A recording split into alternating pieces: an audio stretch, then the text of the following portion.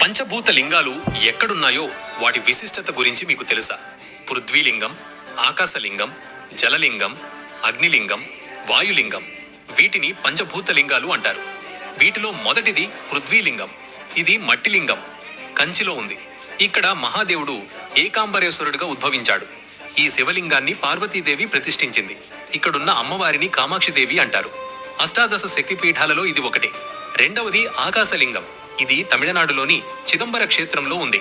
ఆకాశలింగం దర్శనం రహస్యమైన ఆకాశం వలి శూన్యంగా కనిపిస్తుంది. ఇక్కడ లింగ దర్శనం ఉండదు. అందుకనే చిదంబర రహస్యం అని పేరు కూడా వచ్చింది. ఇక్కడ నటరాజస్వామి, శివకామి సుందరీదేవి అమ్మవారు మాత్రమే ఉంటారు. మూడవది జలలింగం. ఈ లింగం కింద ఎప్పుడూ నీటి ఊట ఉండడం వలన దీనిని జలలింగం అంటారు.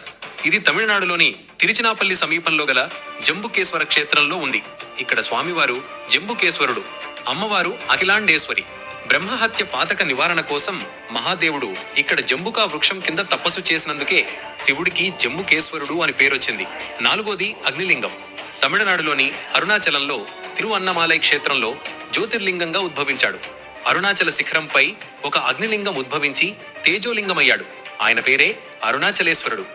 ఐదవది వాయులింగం. ఆంధ్రప్రదేశ్ తిరుపతికి దగ్గర్లోనే శ్రీకాళహస్తి క్షేత్రంలో వాయులింగంగా ఉద్భవించాడు. ఇక్కడ శివుణ్ణి శ్రీకాళహస్తీశ్వరుడు అని అంటారు. అమ్మవారి పేరు జ్ఞాన ప్రసునాంబ.